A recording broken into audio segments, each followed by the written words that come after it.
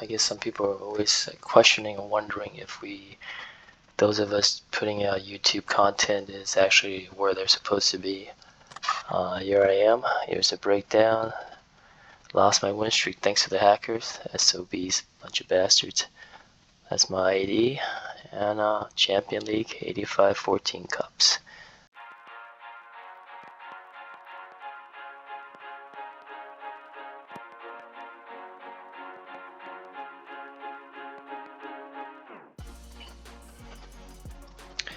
Hey guys, welcome back to the channel. This is Village. This is like my fourth time attempting to do this video. I want to try to make it quick and easy.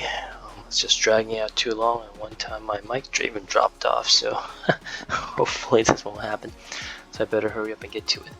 Some of you have asked me to kind of do a breakdown of my hanger setups, and so I primarily only play with two hangers. A longer range one and also a shorter brawler hanger.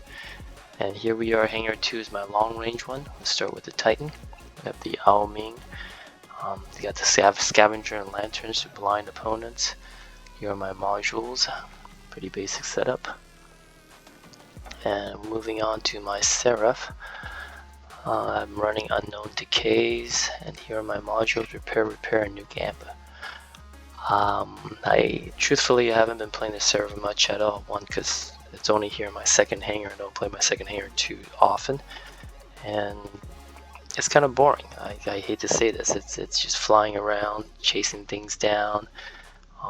It's not very exciting for me. But here we go. Here's the pilot skills in case you are wondering. Bum, bum, bum, bum, bum, bum, bum, bum. There you go. Alright, the next spot in my hanger, one of my favorite Typhons. I just recently switched over to Trixie Hope. I realized I was having River Chase, which has the added 25% damage bonus if you activate the ability, but foolishly I had actually also selected Daredevil, which then inactivates my ability, so my River Chase legendary pilot was totally being useless. So I decided to switch over to Trixie Hope. This way at least I can use my healing module more frequently and then trigger whether I use paralysis or my beak drone for the additional damage booster there on the microchip. Got my feinters here on my module: Last Stand, Balance Unit, Nuke Amplifier. Arguably I can swap out to double nuke amplifiers to charge up faster, but at the same time it's like, for me, it's like if I can drop this spot and automatically get an additional 8% damage off the bat, why not? Especially if I'm going to be using my active module, the healing module here, and triggering my beak and or paralysis. So the more damage I can do, the faster I can kill my opponents, the happier I am. Here are the skills in case you're wondering. Alright, so Trixie's endorsement can reduce the cooldown for the repair unit by 7 seconds, which is huge. After modules recharge faster as well, so that's even better. Get to use that more often.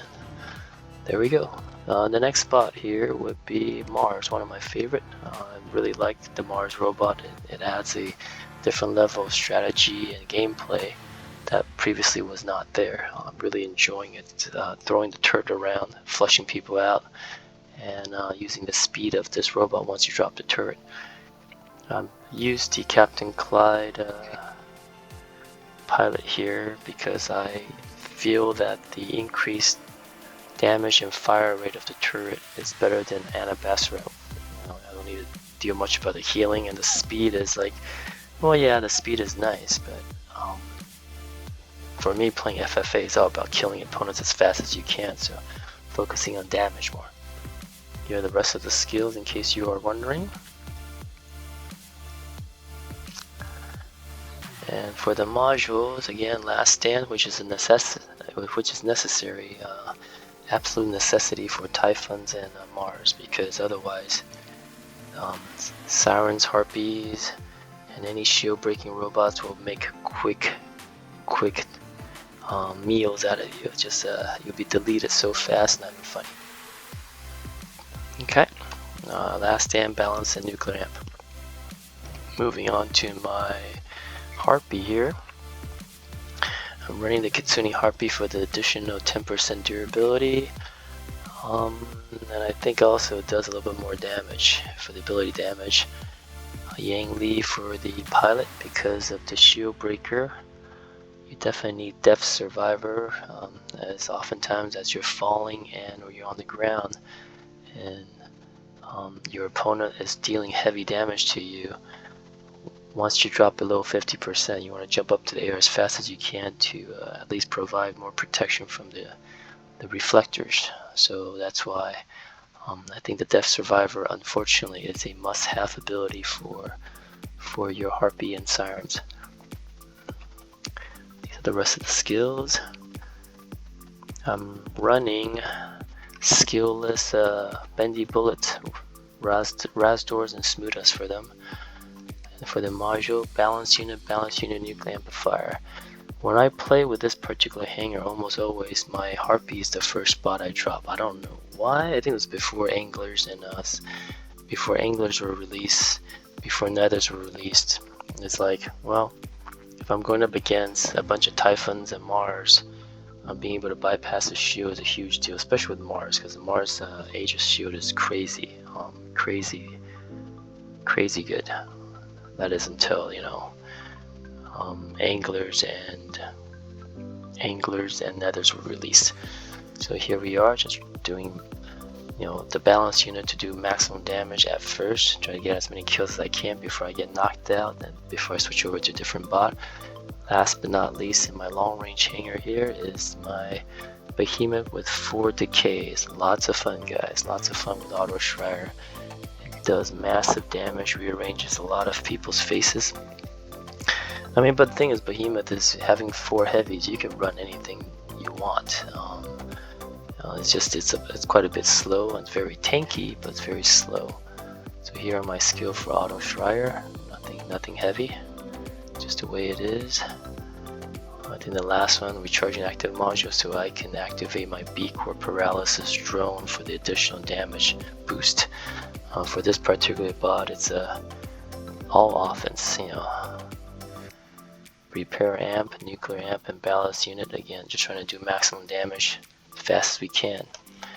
Alright, then let's move on to my main hanger, hanger number 1, which I use about 95% of the time.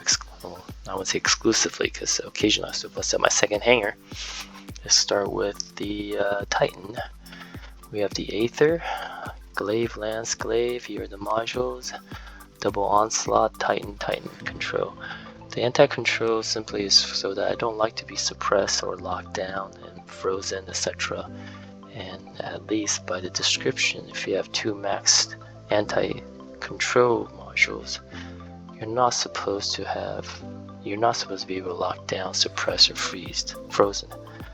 Oddly enough, however, it seems as though sometimes the opponents can still build up some suppression stack, but it never fully ticks, so that, I guess it's just, it sort of offsets enough, it doesn't really suppress. That's my take on it. Can't really tell, to be honest. I don't play my Titan too often either. Moving on to my bot, my Gothic Mars, again, because being special edition does a little bit more damage with the turret. Obviously have about 10% more HP, and outfitted with the Gothic Fainters here, again 5% more damage over the regular ones. The modules are Last Stand, absolutely necessary for Mars or Typhons. Erebus, I guess, too, if you run those. I do double nuclear amp here because repair amp and immune amp requires that you be hit and taking damage before the stacks start ticking. So if you play this right, with such a thick Aegis shield, you're not supposed to be taking as much damage at all unless you run into a Harpy or Siren or some other shield breaking bots. But if you're doing that, you're sort of playing the Mars incorrectly, in my opinion. You're supposed to use the turret to flush people out, and so that's my opinion, at least. This is all pure offense here. Stack up the nuclear amp as fast as you can to do maximum damage. Again, here's Clyde. These are the skills for those wondering. Alright, and we have my nether. I decided to outfit with the claws for the time being. Everett pilot does the shield breaker. That's just crazy. Here are the rest of the skills. I'm trading durability for speed and damage because one, I am running a immune amplifier here, so it automatically gives a 10% boost in durability and a 5% boost in speed. So that kind of offsets those two durability reductions, but if I could do more damage, go a little bit faster, that's key in survivability. The faster you could take down your opponents, especially with the shield breaker being active from the pilot, you move on to the next kill, right? So as I pretty much play free-for-all exclusively, it's all about the faster kill. It's not about trying to stay away from, keep the distance and group play. This isn't how this hangar set up, or my hangars are set up. It's all about for free-for-all. Okay, and then let's jump to my original angler here, my Mark III angler with the Sinister Claws. Again, special edition does 5% more damage. I had this maxed out before the 5% damage boost actually came about. I just like the Sinister version of the weapons a lot more than the normal one. So visual effects, I had them, and I leveled them up, and as most of you know, the Angler is a crazy overpowered robot, and I'm sure it will be nerfed at some point, or as they say, tweaked or rebalanced. I think the cooldown, they ought to increase the cooldown on that, so you can't activate the shift as frequently or as quickly. In any case, here are my modules: repair amplifier, nuke, and nuke. This is strictly offensive. I'm just trying to go there, stack up my nuclear amp as fast as I can to do maximum damage. And as for those of you who have been watching my channel for a little while now, you see my angler. I've been able to survive the entire 10-minute FFA gameplay in Champion League here with just this one bot. I didn't have to drop a second bot or anything else, so it doesn't happen too frequently, but this is the first time I'm able to do so. So that goes to show you how overpowered anglers are, and if you play it a certain way, and I guess if you're lucky with your opponents, you could bring pain, a world of hurt to your opponents in FFA. This is my pilot and the skills, in case you're wondering.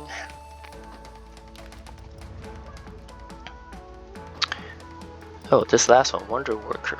Don't think this actually works. I've seen it where I've been damaged and I've activated my ability, and I don't see it immediately repairing a portion of my maximum durability.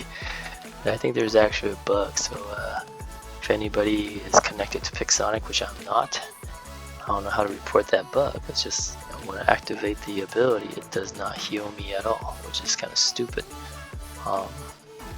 Is it because when you activate the ability, you go into phase shift, and then phase shift you can't heal? I don't understand. So if that's the case, why do you even have this particular skill, right? So that's something to look into. I don't think this particular skill actually works. I have to do a little bit more experimenting. And then now we come to my Spear Angler, my Sprangler. It's just a level 12 Mark II, not a Mark III yet. I figure they're probably eventually going to nerf the bot, so why waste a upgrade token on that? I did upgrade my spears, knowing that it's most likely going to get nerfed. The reload time or the rate of fire should be balanced or tweaked. Instead of 0.6 seconds, maybe bump it up to 1 or 1.1 like the Titan weapons. I don't see anything wrong with that. But of course, you're going to get a lot of people crying foul because this is now Pixonic's new cash cow, right? They're trying to milk this for as long as possible when everybody and their grandma's got it. starting to use it, and then that's when they're gonna quote unquote balance and nerf it. So if you're gonna run this setup with spears, go ahead and enjoy for the time being, but know that down the road, again, I have no connection to pixonic, so I have no idea what's exactly gonna happen. But chances are they're gonna nerf it. They've done this to other bots and weapons before. Do not be surprised, do not be disappointed. It is coming in most, down the road. And here again, my auto Schreier pilot skills.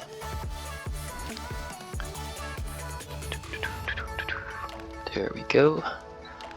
And then last but not least, my second Sprangler. Pretty much the same thing. Repair immune nuke amplifier. Oop, I forgot to show the module on the other one. Same thing, repair immune and nuke amplifier.